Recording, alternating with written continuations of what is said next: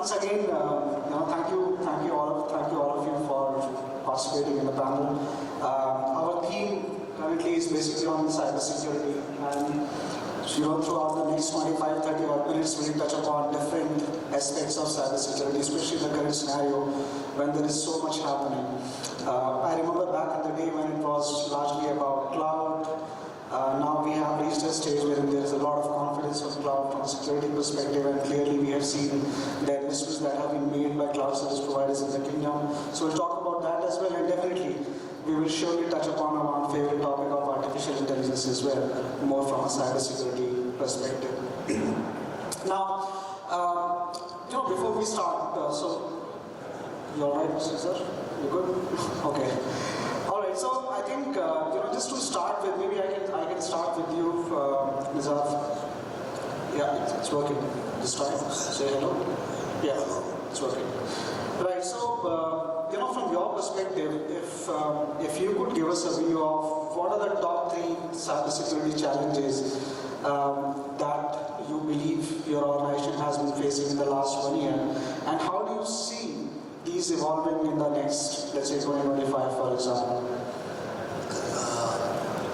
Cybersecurity there تعاني technology verticals and policy for preventing cyber attack or limiting their impact. Cybersecurity aim is to protect computer system, application, device, data, financial, assisted, and people against remote and other malware, phishing, scam data, theft, and other cybersecurity. At the enterprise level, cybersecurity is key component of an organization's overall risk management strategy.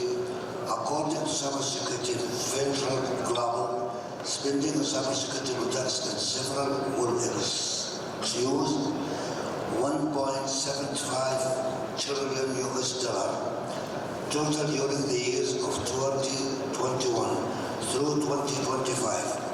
Cybersecurity job growth is also reported. The U.S. Bureau of Labor Status Project that employment of internal security analysts in projects grown 32% from 22 to 2032, faster than the average for all occupations. Sure, I think that kind of summarizes a lot of different points. But let me take your opinion as well on the top 3 cybersecurity challenges that your organization currently faces, and more importantly, how do you see this evolving over the next, let's say, 1 year specifically? What's your view on that? I believe my challenges are those existed before, and I think they will continue to shape our future. The first one is the involvement of the threat landscape, especially with the introduction of new cutting-edge technologies and emerging technologies such as AI will definitely expand the attack surface, which makes it difficult for us to protect against those attacks. So we have to be vigilant, we have always to be adaptable with those new emerging techs. The second component, I believe, is the human factor. As we get more offerings when it comes to new technologies, new systems, new way of doing things, we are increasing the complexity for our users, so that actually poses a risk for us to be able to keep up with the awareness training for them to be able to use those services securely. And finally, I think, which is a pain for every organization in the world, is the cyber talent. We are suffering hugely from not being able to find qualified resources to be able to carry out the cybersecurity activities, as well as their ability to learn more about the new technologies. So my anticipation is this is going to continue in the future.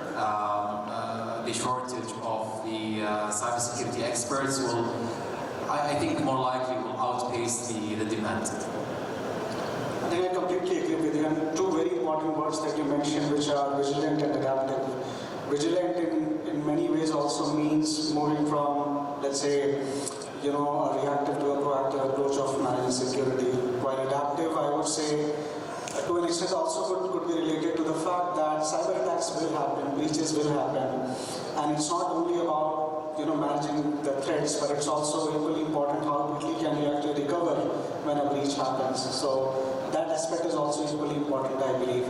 Let me talk to KHURRAM now. I believe you would have a very different perspective since you come from academic background. Now, purely from an academic perspective, we talked about challenges.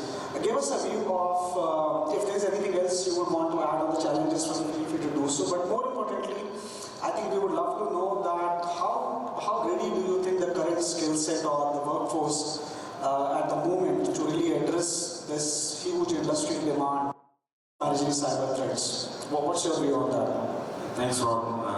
First of all, I would like to express my profound gratitude to the organizers for organizing this wonderful event for the second time, I guess. I was a panelist last year also, so it's my honor to be again part of this wonderful event.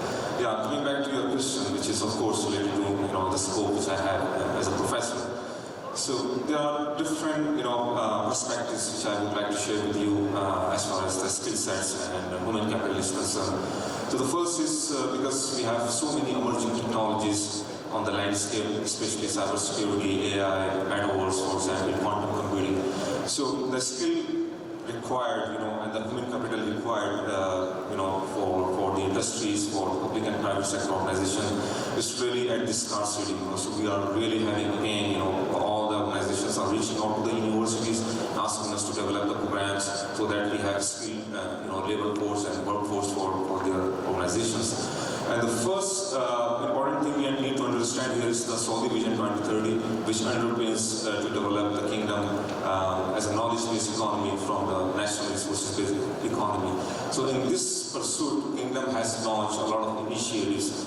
First and foremost, I would like to discuss about the Human Capital Development Program, which was launched back in 2021. This program actually has three important pillars: to have a strong base in education for educational institutions, and human capital development, that is the pipeline for the human capital for the industries and the public sector organizations. And the third is the upskilling and reskilling of the human resource. So that is a very important thing.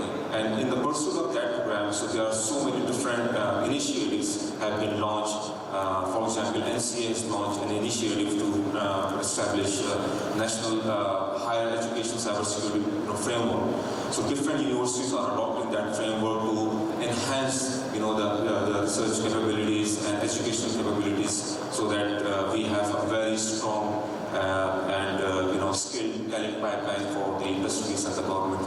And the second thing is about how can we build research and development ecosystem. So for this thing, government has a plan to inject almost 2.5% of the total GDP to research, development and innovation by 2040, which is a very, you can say, determined program, and investing 2.5 billion percent of the GDP to the education will take kingdom at par with the developed nations in the world.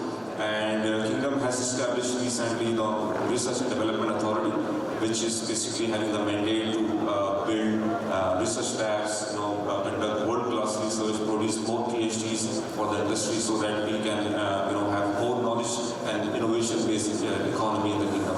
So I hope that the future is very bright in this perspective, and the universities are playing a pivotal role.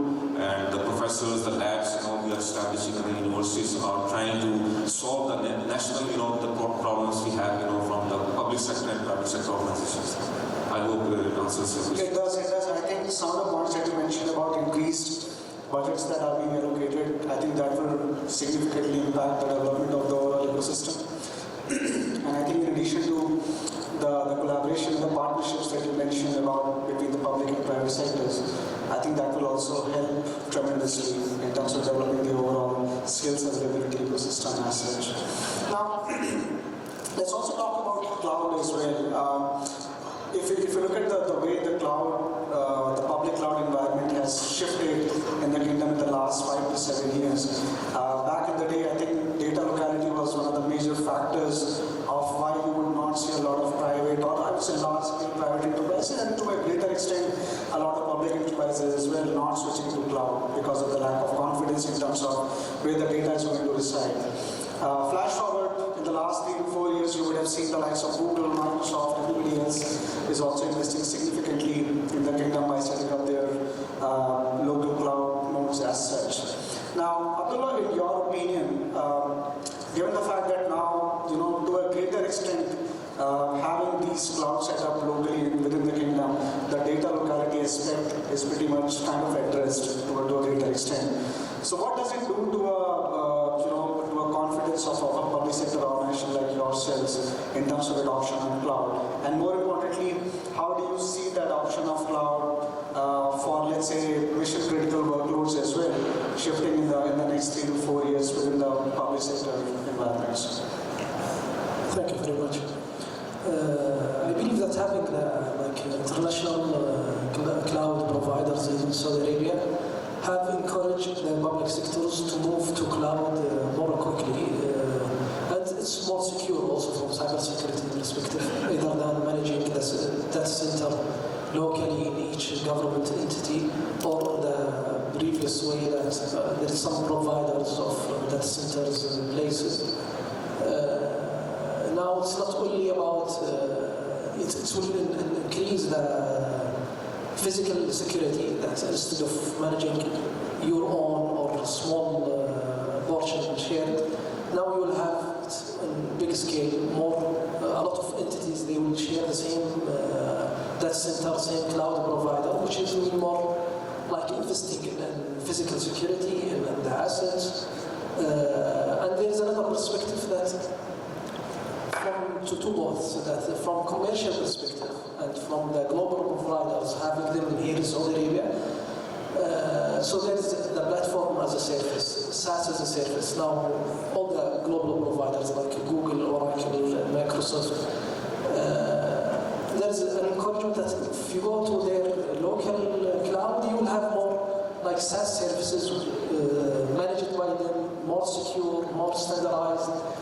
This will save also the security and cybersecurity, not only from the perspective of like data centers and the cloud provider, even from application perspective and from the configuration of and the setup of the applications. Another also good movement from Digital Government Authority, which is having an indication for the digital transformation. One of their KPIs is that each government entity must have now a section for cloud services. So they have to adapt to cloud, they have to move to cloud. So maybe this is the summary about the cloud, let's say, advantages, and the encouragement for government sector to go to the global providers. I think that's a very valid point, and clearly it's a positive shift and positive movement in the cloud scene as well. Fahad, let me come back to you and ask you to provide your opinion as well on this particular point. We are essentially talking about cloud adoption from within the public sector organizations as such, given the fact that there are there's a lot of localization of cloud services within the kingdom. Yes, I think cloud adoption is one of our strategic goals as a nation in the kingdom. And we have the cloud-first strategy where we are basically pushing all organizations, encouraging in fact, all organizations to utilize cloud service providers. The good news now, we have those cloud service providers locally, which will definitely boost the confidence of the government entities and public sectors to utilize them. Beside their known benefits for the economy and everything, also I think it added another layer of trust of, this vendor is or a provider within Saudi Arabia.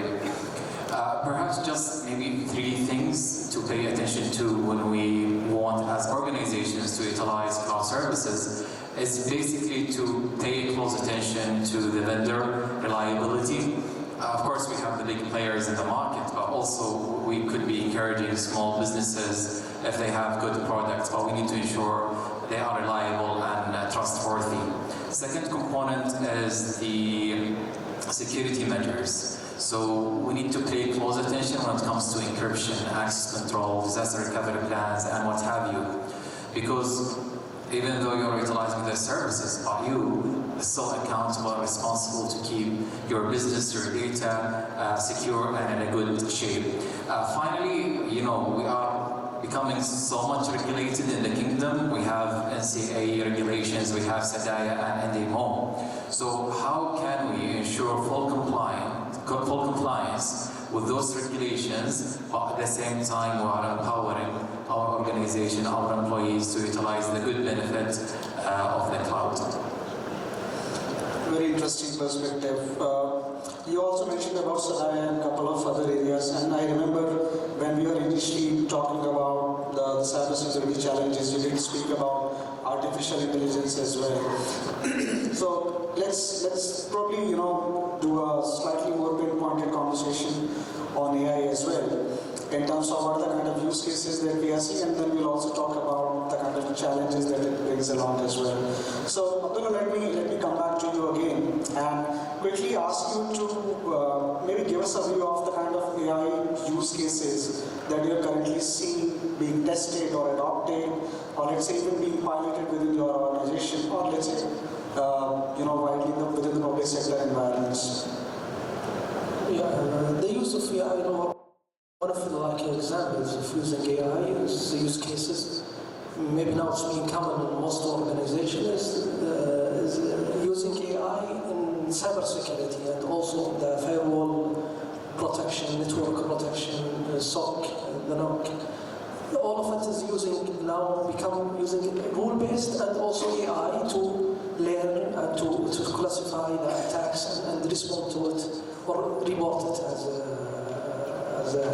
as a cases. Also from the perspective of data also, either from a side of security, like classifying the data coming and going, the documents, and how to classify it, and learning from the end user classification that this is a secure, high secure, confidential document or the public document. So also the protection and cybersecurity tools can learn and use the AI to classify it. All right, interesting. All right, so see, when it comes to AI, I think, yes, I think you give a very different perspective of usage of artificial intelligence to ease on cybersecurity as well, which is quite interesting. But I think in general also, there are quite a lot of AI use cases that are currently being tested and piloted across multiple functions. You know, these functions could be your sales, marketing, IT, and so on and so forth. Now, obviously, it definitely brings in a lot of complexities and challenges as well. Now, what I will do now is I will come back to each of you, and I would really want you to summarize in a very specific and precise way as much as possible. If you could also give us a view of the top 3 AI-specific challenges, okay? The kind of challenges that artificial intelligence use cases bring along with it. From a cybersecurity perspective. So, just very quickly, what are the top 3 AI-specific cybersecurity challenges that you see currently, and how do you see them evolving in the future? So maybe I can start with you, Abdullah. Yeah, maybe I can mention some of it. Like now, the AI can be used in the attacks itself, so they can use to target specific attacks from person, like phishing emails, like studying the personal data and then sending something specific like for you as an advertisement or as an attack. So this is now, it's become critical, and the people have to understand that maybe the machines now, the systems can understand yourself better than yourself, let's say. So they will know you more than yourself. They will know where you have gone this time, what's the data that you have passed, and they can bypass something for you. Also the deep fakes, like videos and social media, it needs to be mitigated by like kind of awareness for the people, and also to have advancing tools using AI also. So AI against AI. One of the things that now everyone talking about, like generative AI and chats using AI technology. So we have to be careful about like manipulating the chat data. You know, the AI is relying on big data and relying on huge amount of data. So this data could be fed by huge wrong data as an attack. So it will give wrong decisions, wrong information. So this has to be prevented. It has to be tested, monitored time to time to make sure that the AI engine is not have been manipulated to give another wrong results. Also, from technology perspective, a lot of AI solutions become as a black box. You don't know what's inside, how it's been taking the decisions, and so far. So there is some techniques to understand how the model is working, how to understand it, so you being confident that it's not giving wrong knowledge or feeding back as a reverse engineering, so no one can pull out some sensitive data about someone else from the AI system. Interesting. But give us your view from an academia perspective. I don't like to use that term so much, but you give very different perspective. I mean, so yeah, would love to hear from you as well on your views on this. The integration and intersection of AI and cybersecurity is not new. So we have been, witnessing this for over decades. I have been using AI for almost, 20 years in my research and other stuff, But with the emerging landscape of threats, and emerging, you can say the disciplines we have, sub-disciplines in the AI, that are more challenging, especially when we talk about the governance of AI, responsible use of AI, and we have developed the models. How can we, ensure that they are trustworthy, they are ethical, they are responsible, they have fairness, they have non-biasness, and there is transparency and accountability of those models. So that is the most important factor, we need to ensure. And second thing is that because AI is, a double-edged sword, it's a foe and friend. So how you are using it for adversarial purposes, so that is going to become a very, big threat to the society. And if you are using it for the defensive purposes, for networks, for systems and processes, then of course it's our friend, it is going to protect us from different kind of vulnerabilities and risks. So now having said that, when we talk about having the skill set in these two disciplines which are interconnected to each other, I think this is a very big challenge for us, especially from the academic point of view, because on one hand we are talking about the scarcity of 4.5 million cybersecurity professionals around the world. We do not have the professionals, right? On the other hand, we are talking about AI professionals. We do not have the AI professionals. So now we are merging together the two fields and asking us that how can we have the skill set for these two? So it is quite a big challenge for the universities to develop the academic programs, because you can focus on cybersecurity or you focus on the AI, right? And to having intersection between those two, having experts who can maybe do the checking of the models, who are building the models, who are the ethical perspective on those models, and the new attack surfaces, emerging. For example, we have model inversion attack, prompt injections, for or poisoning of the model. So these kind of challenges are really new. They were not known by us before. But now with the emergence of a lot of new things, so we are just trying to develop our skill set. And our skills actually obsolete within 6 months because new things emerge, and then we have to reskill ourselves, upskill ourselves. So that is a very big challenge for the universities to develop those kind of programs and induct the students who have interest from the intersection of different technologies. For example, we have the new technology like Metaverse. So Metaverse is emerging, so we need engineers for Metaverse. We have quantum computing, we have more other disruptive technologies coming in. So I think it's basically a demand and supply kind of issue also. So there is a lot of demand from the industry for AI engineers, for cybersecurity engineers, for cloud engineers, but industry, the universities are not ready for that. Because we also need the faculty, skilled faculty. How to find the skilled faculty? How to have the, that kind of ecosystem in the universities where you can have, very good professors and, the technicians, engineers who can teach the students, and how can you test the systems, in the university setup. So you have to ask the students go to the, industry and do their internship and co-op training, for example, to get hands-on skills.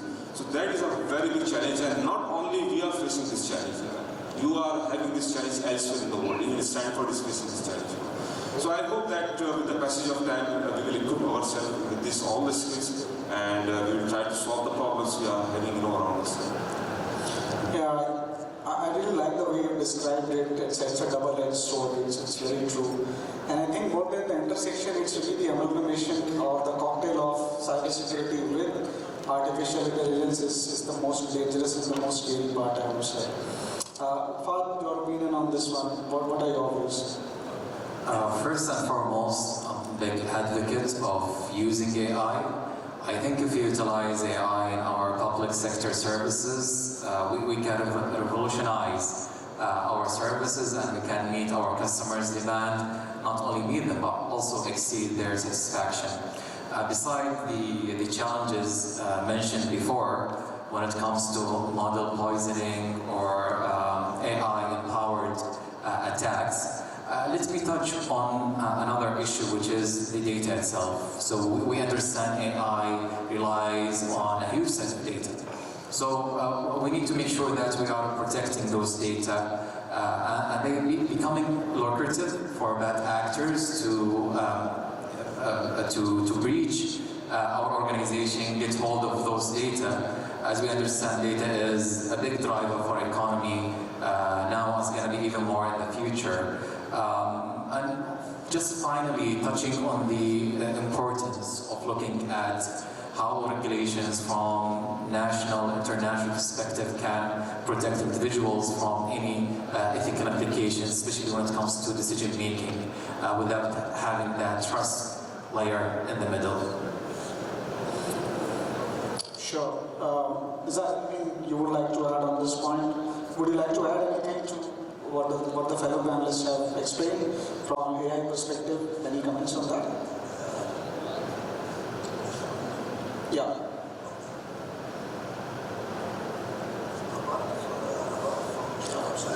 The mic. Just speak up the mic.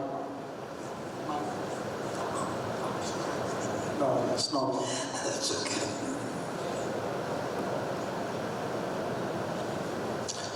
The challenging for cybersecurity. Apart from the sheer volume of cybersecurity, one of the biggest challenging for cybersecurity professional is the over-evaluating nature of the information technology, IT, landscape, and the way threats value for IT. Many emerging technology that over-terminates new advantage of business and individual also present new opportunity for threat action and cybercrime of lunch, shopping attacks, for example. The providing edition of the cloud computing can increase network management conflicts and raise the risk of cloud misconfiguration, person security, Apple, and other event hackers can accept. More remote work, hybrid work, and bring your own device. Bypass mean more connection device, application, and data for security team protect. Performing Internet of Things, LOT, and connecting devices, many of which it is ensured important secure device can be easily hijacked by bad actors. The rise of artificial intelligence, AI, and of the generation of AI, in particular personal and internal new threats landscape, the hackers are already explored through promotion injection of others technology according to the research from the IBM Institution for Business Value.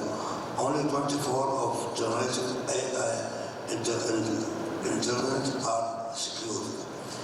As the worldwide attack service example for the cybersecurity workplace is struggle to keep peace and world economy. From study found that the global security work gap the gap between cybersecurity workers and jobs that need to be filled might reach 85 million workers by 2030. Closing the skills gap can have an impact according to the cost of the data brought into 2024 report. Organization staff from the high-level short-term security skills saw an average cost per breach of $5.74 million compared to the $3.95 million for organizations with lower levels sexual cut. The SAURABH security teams will increase the turn of security technology, featuring advanced analyzing, artificial intelligence, AI, and automatically to shorten their cyber defense and minimize the impact of successful attack. Thank you. That's quite a comprehensive and detailed response. So thank you for that. Gentlemen, I think at this stage we would like to conclude our panel. I did have a couple of more questions which I wanted to ask all of you. But I think in the interest of time, we will conclude our panel now. And to all of you, if you have any questions for our panelists, feel free to network with them. We are all still around.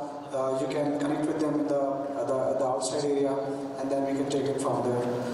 All right, thank you everyone.